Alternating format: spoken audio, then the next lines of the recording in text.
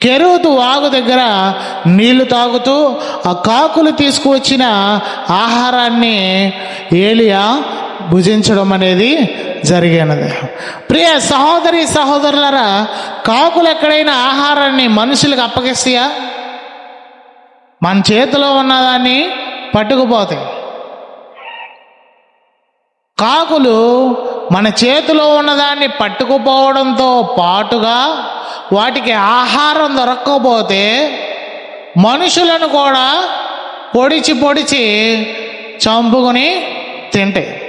ఆ స్వభావం అన్నమాట.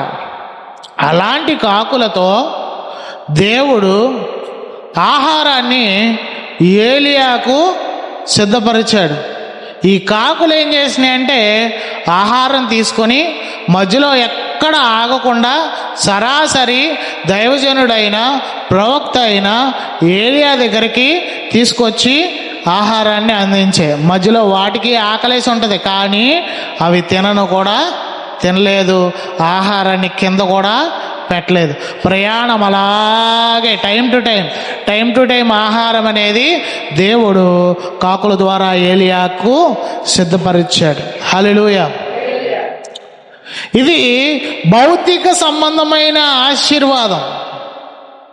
ఆకలి తీర్చడం అనేది దేవుడిచ్చిన అవకాశం.